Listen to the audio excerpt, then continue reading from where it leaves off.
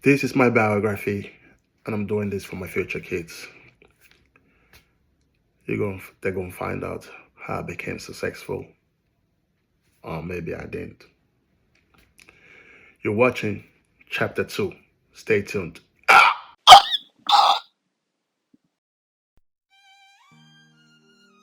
I used to play online games with my mom.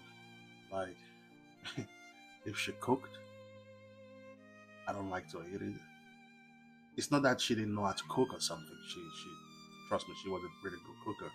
But the problem was that I used to be really picky, like when it comes to eating anything. Like, uh, I used to like to be on the streets all the time, the whole fucking day, and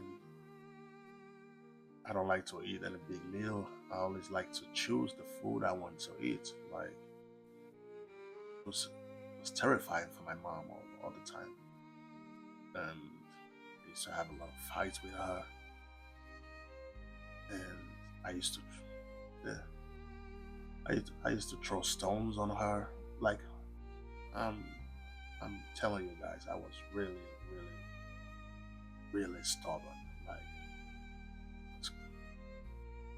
and all she just wanted is the best for me. So, well, what I mean that I used to throw stones at her was, I mean, we used to fight. Then I run out of the house, and then I stood in front of the house. Then I took stones and throwing it on the house, so at the house. So that's what I mean with throwing stones on her. And yeah, I mean, my mom was a gangster too, man, because I guess I got the character from her also because she's a person like if you're having stress with her, beef with her or something, she used to tell you that we both gonna put on one trouser. Like, okay, I mean, you heard what how that sounds? Like you both gonna put on one trouser. That means she was some she was she was gangster, man. She used to whoop my ass like, ah, I miss that woman, man. I used to steal a lot, man. No, I mean, after playing all day long, then I finally get home and everybody's sleeping already. And then I sneak in the kitchen and then I steal meats all the time from the pot because I don't like to eat the food, but I used to love meats. Till till today I still love meats. So I used to steal meats from the pot and everything. And of course, next day I got my ass whooped as usual. And but there was a phrase that I used to like that my mom taught me. The phrase was every day for the thief, one day for the owner. So till today I still have that phrase in me, like because that's the phrase that kept me that kept me away from problems, from let's say from big problems. That was the phrase that kept me out because I used to know because it's a simple logic, man. Come on, every day for the thief, one day for the owner.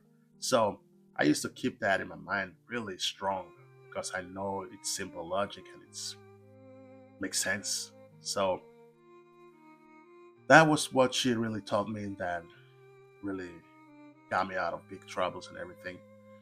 And I miss that woman, man. I haven't seen my mom since like 15 to 20 years, or maybe even longer. Oh, I haven't seen her for so long, man. You imagine the last time I saw her was when I was 11 years old. The reason I didn't see her for so long is because when I was 11, that was the time I moved to Europe. And the reason I even moved to Europe is because I was playing that Hunger Games all the time. So I'll tell you the story. It's like when I was 10 years old, my pops came from Europe to Benin City. That's the place actually I'm from. I was born. Yes, I was born there. or I was born in Asia. I don't know. Yeah, I mean, that was that because my mom is from Benin City and my pops is from Asia. That's why it's called. So, and when I was 3 years old, my pops left us behind. Sounds, yeah, he left us actually behind. So he went to Europe, and so when I was 10, he came back for visit, and so I never liked to eat any food, as I told you guys before. But when my pops came from Europe to Benin City, then he used to have a lot of money with him. Like he used to have a briefcase and it just tags in it. So and if you ask him for money or anything, he just put his hand inside and just took it out. He don't even look at it. He just take it out and just give you the money and everything. So I used to love that. I used to like it a lot because then I can buy everything I wanted to eat. So it was pretty dope. So I used to like it a lot. So even then, I used to make the Hunger Games more terrifying for my mom because I knew my pops is gonna come and he's gonna give me money anyway. So the whole day I didn't eat anything. So I used to wait till my pops came for visit because he was spending some holiday time in Benin City. So I used to wait all the time when he comes, and then I get the money, then I can buy the food that I like to eat. So yeah. So and then one day, of course, he was just here for visit, so he need to go back to Europe. And then my mom told him like, "Hey, listen, your son doesn't like to eat anything if you're not here. So I'm pretty scared that if you leave now, he won't be eating anything anymore." So that made a click on my pop's brain or something. Oh, I guess he already had the idea to bring me and my brother to Europe. Then my pops had this idea to bring us to Europe and everything. He made everything happen. And me and my brother, when we were 11 years old, we flew to Europe just alone with 11 years old. So everything went well. I mean, we were just, everything was already planned. It was planned. It was well planned for my pops. And yeah, so we flew all the way to Europe. That was the last time I saw my mom. That was the last time.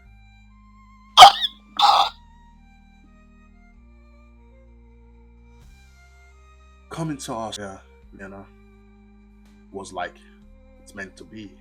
I felt so in love with this country. Crazy. Do you guys know how it is? Like you're in love with someone, you love a girl, you love, and but the problem is the girl don't love you back. Yeah, that's my relationship with Austria. That's the way I fell in love with this country. And I mean, where should I start? Crazy man. Where should I start?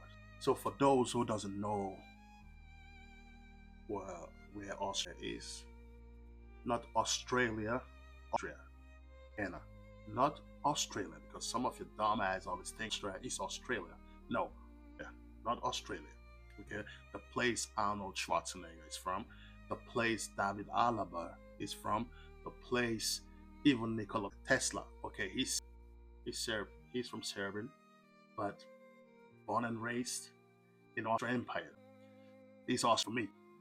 So even Christopher Waltz, if you're watching Glorious Bastards, then you should know Christopher Waltz. So this is the place they are from. Even the owner from Paramount was from Austria. So for those who doesn't know, not Australia, Austria. Okay, you know, just to make it clear.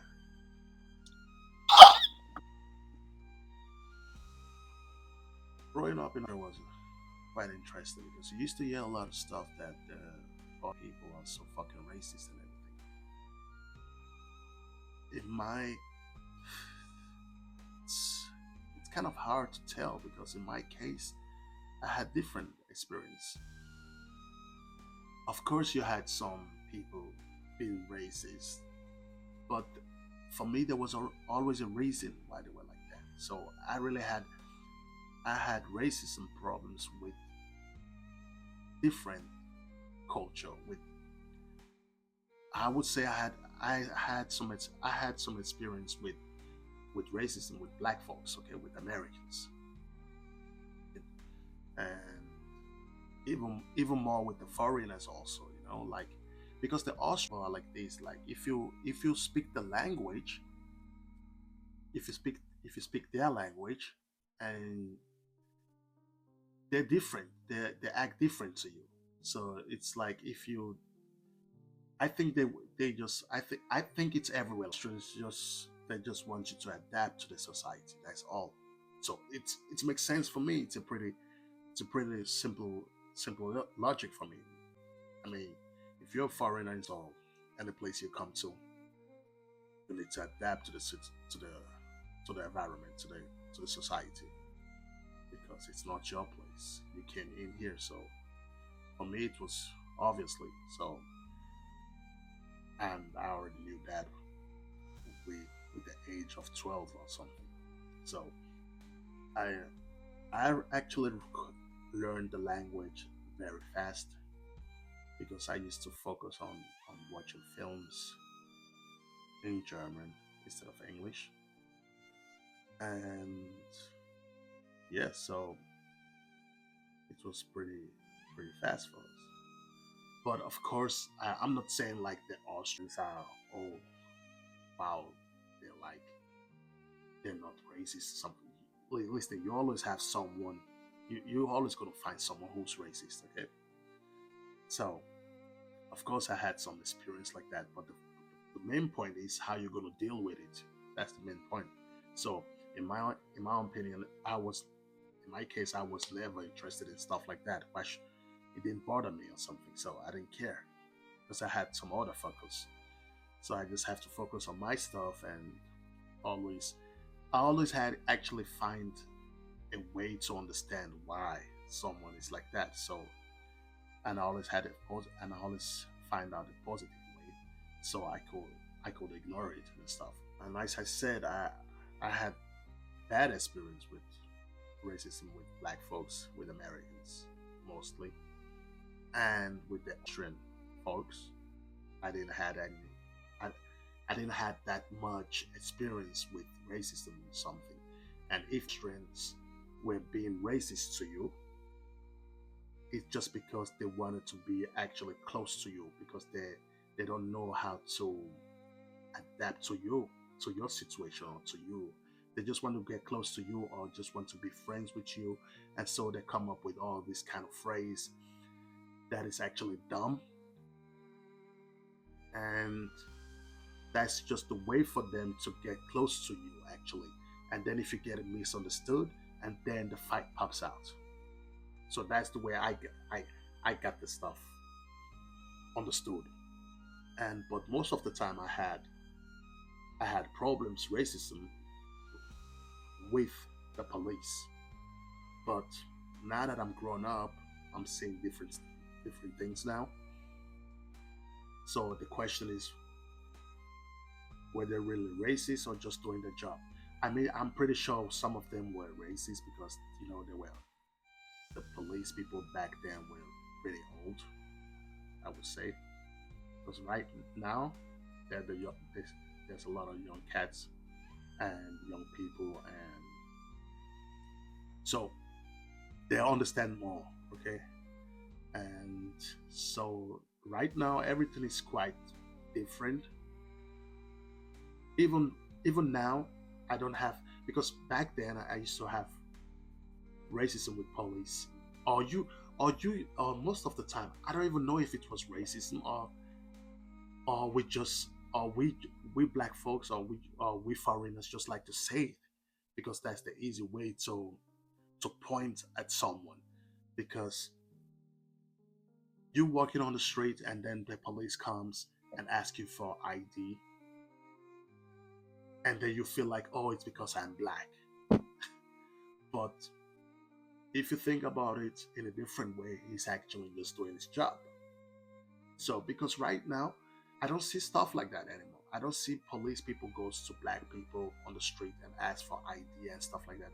I see it with a different culture right now. So my question is that, okay, what is it? Is it racism, or is it just just doing their job because they know the rights of the people who are very, let's say, dangerous, or who comes in the country a lot, and they just have to get the job done to make sure that the country is safe and not too much illegal people coming in and everything. So that's the main question: were they racist, or were they just doing their job? So that was actually the only bad experience, really, really bad experience I had was with the police. So, but as I said, were they really racist or not? You guys can answer that. I don't know.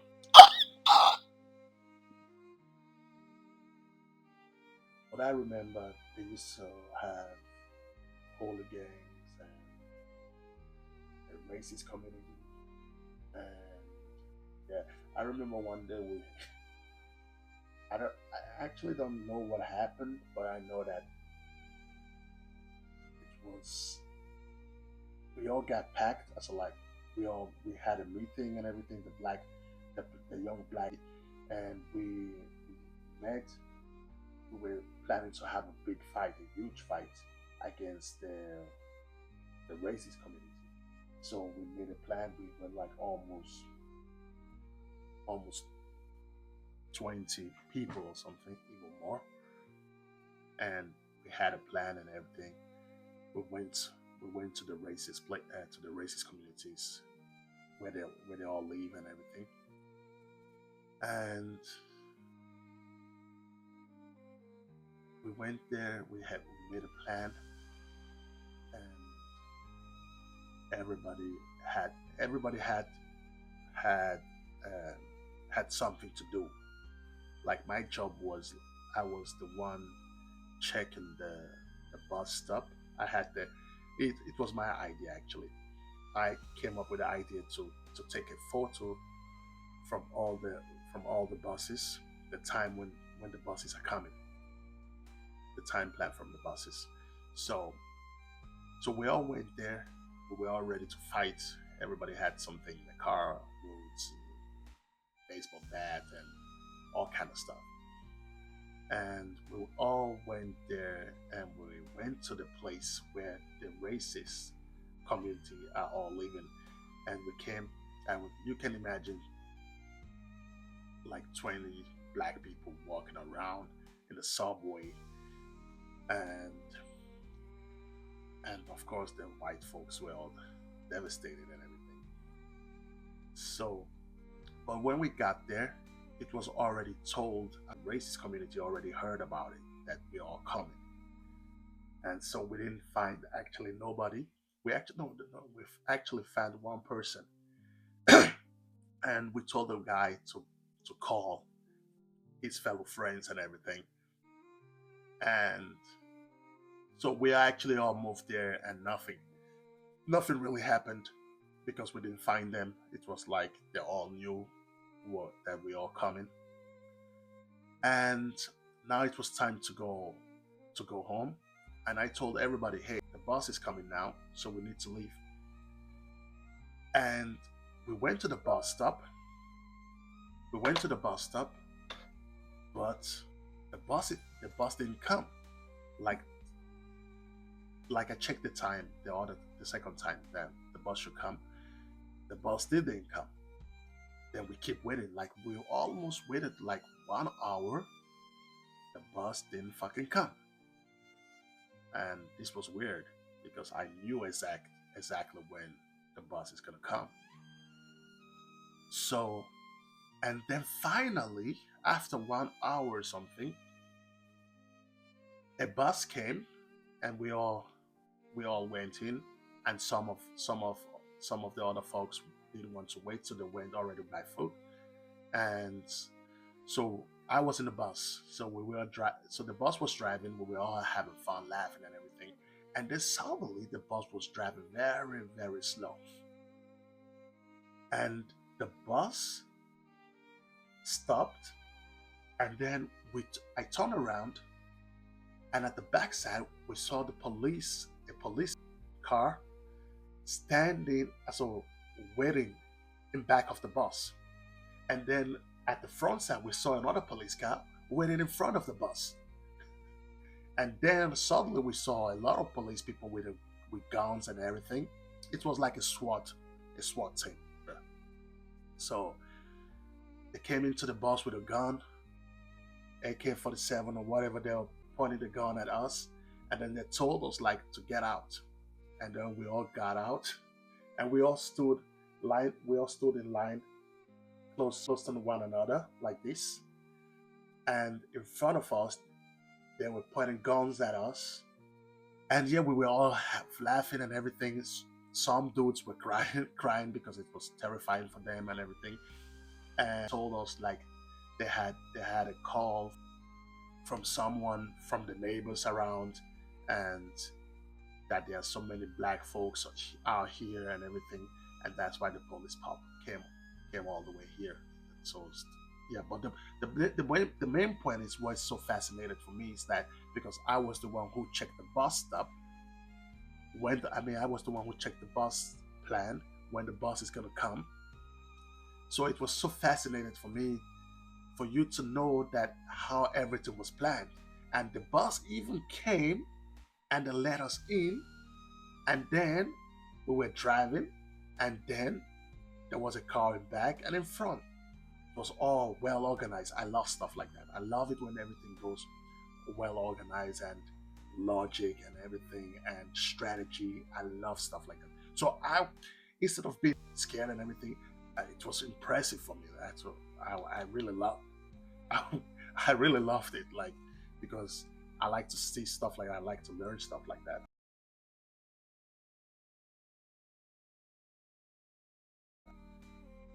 I got into a bizarre situation. I got fucked really hard in the ass. That was the day I lost my virginity. My phone got stolen from someone I knew, and so I thought to I went to the police to make a file loss report. When I got there, they took me into the back office, and then they told me to get naked.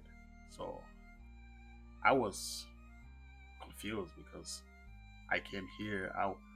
I came here to make a file report, and they're asking me to get naked.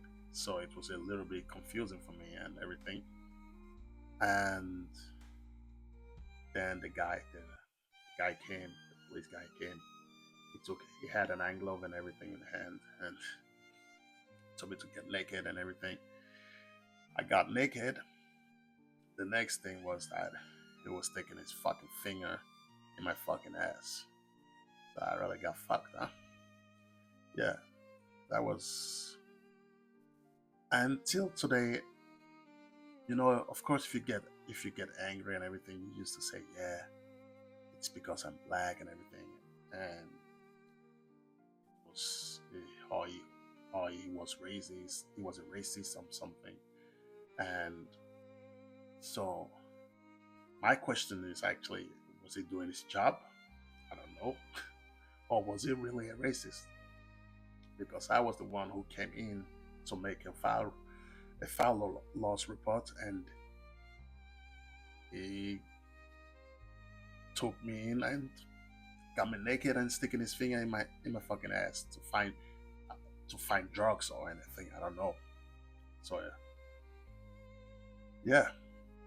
So my question is, yeah, was this guy racist, or was he just doing his job? Because I don't know what got him into it to to, to treat me like that. And but that was also one of the bad experiences I had. And actually, well, that was the day I lost trust to the police. But I have to admit, it all came out that everything was a misunderstanding. Yeah, but that's a different story.